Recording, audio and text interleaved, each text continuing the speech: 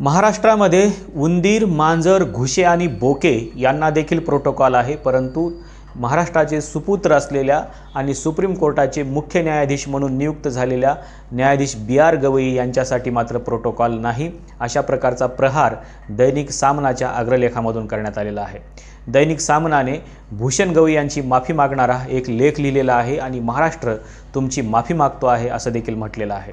दैनिक सामनाच्या लेखामध्ये काय म्हटलेलं आहे हे आपण बघूया। सरन्यायाधीश भूषण गवई यांच्यासारखा सामान्य घरातला एक मराठी तरुण देशाच्या सरन्यायाधीशपदी विराजमान झाला हा डॉक्टर आंबेडकरांच्या विचारधारेचा विजय आहे। रेड्यांचे बळी देऊन ते अशा पदावर पोहोचलेले नाहीत। महाराष्ट्र ही कर्तृत्वाची खाण आहे, कारण कर्तृत्वाचा गौरव करण्याची परंपरा कालपर्यंत महाराष्ट्राने जपली होती। विद्यमान राजवटीत ती परंपरा खंडित झाली। न्यायाधीश भूषण गवई आम्हाला माफ करा। महाराष्ट्रासाठी बलिदान दिलेले 18 पगड समाजाचे हुतात्मे आपली माफी मागत आहेत। महाराष्ट्र ही संतांची, विचारवंतांची भूमी आहे आणि या भूमीने नेहमीच कर्तृत्ववान व्यक्तींचा सन्मान केलेला आहे, परंतु न्यायाधीश बी.आर. गवई यांचा मात्र सन्मान झाला नाही अशी खंत या अग्रलेखामध्ये व्यक्त केलेली आहे। या लेखामध्ये पुढे असंही म्हटलेलं आहे की महाराष्ट्राचे सुपुत्र न्यायमूर्ती भूषण गवई यांची देशाच्या सरन्यायाधीशपदी नियुक्ती झाली, त्याचा महाराष्ट्राला अभिमान आहे, असायलाच हवा। पण फडणवीस व त्यांच्या मतलबी सरकारला गवईच्या नियुक्तीने आनंद झाला, अभिमान वाटला असे त्यांच्या चेहऱ्यावरून दिसत नाही। सरन्यायाधीश गवई यांच्या पहिल्याच महाराष्ट्र भेटीत त्यांच्या स्वागताचा साधा शिष्टाचारही पाळला गेला नाही। फडणवीस सरकारचा साधा प्रोटोकॉल शिपाईसुद्धा सरन्यायाधीशांना पुष्पगुच्छ द्यायला हजर नव्हता व त्याबद्दल सरन्यायाधीशांनी खंत देखील व्यक्त केलेली आहे। पुढे या लेखामध्ये असं म्हटलेलं आहे की न्यायाधीश चंद्रचूड जेव्हा सरन्यायाधीश झाले त्यावेळेस मात्र त्यांचा सत्कार सोहळा पार पडला, शिष्टाचाराची धामधूम पार पडली। राज्याचे मुख्यमंत्री, उपमुख्यमंत्र्याचा फौजफाटा तेव्हा हजर होता।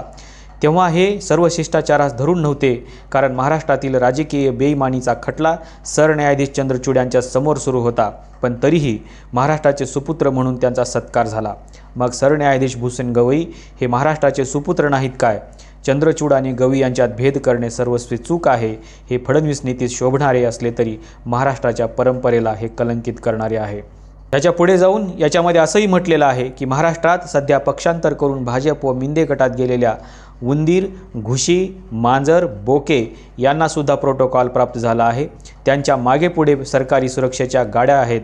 सरकारला बाहेरून अप्रत्यक्ष मदत करणाऱ्यांनाही प्रोटोकॉलची मेहरबानी आहे। अयोध्येपेक्षा जास्त सुरक्षा दल याच प्रोटोकॉल कार्यात गुंतलेले आहे। उंदीर, मांजर, बोक्याबरोबर त्यांच्या पिलांनाही प्रोटोकॉल सुरक्षा व्यवस्था महाराष्ट्रात आहे।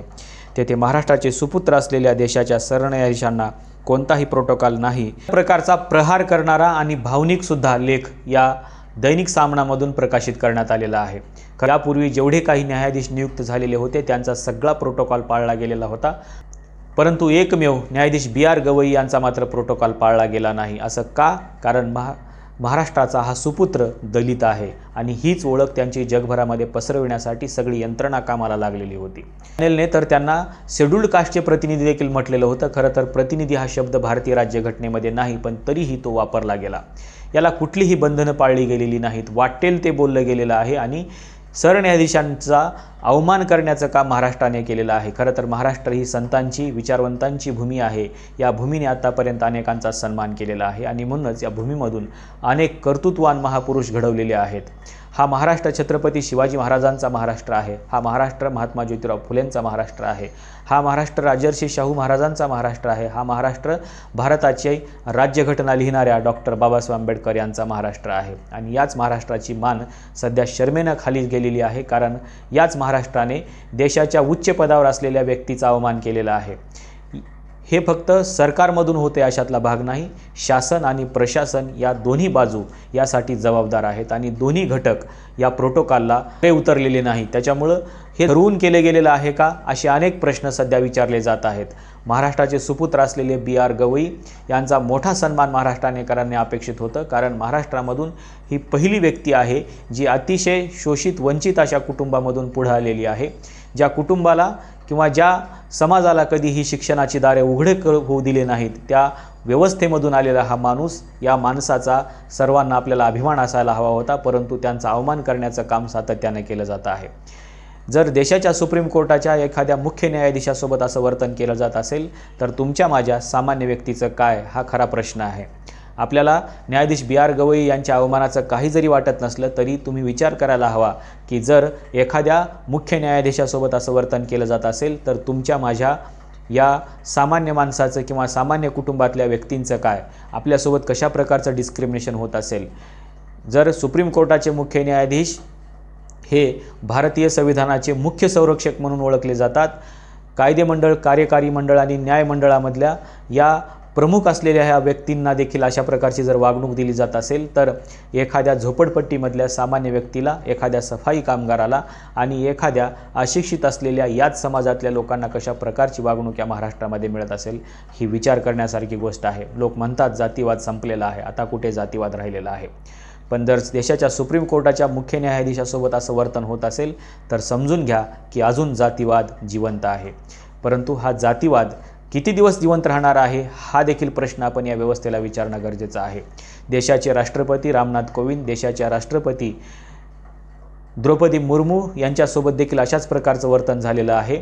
आता देशाच्या सुप्रीम कोर्टाच्या मुख्य न्यायाधीशासोबत देखील अशाच प्रकारचं वर्तन होताना आपण पाहतो आहे. हा जातीवाद आपण किती दिवस सहन करायचा आहे.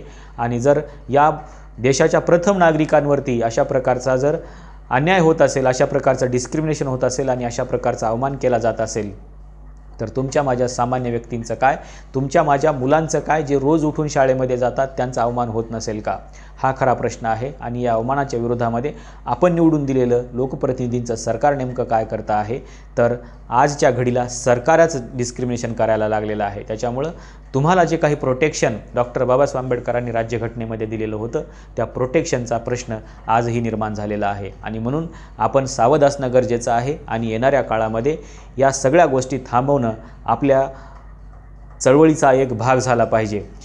या सुप्रीम कोर्टाच्या मुख्य न्यायाधीशांच्या या अवमानाबद्दल आणि दैनिक सामनामध्ये लिहिलेल्या या तोड अग्रलेखाबद्दल आपल्याला नेमकं काय वाटतं हे सांगायला विसरू नका. आजच्या व्हिडिओमध्ये आपण इथेच थांबूया. धन्यवाद.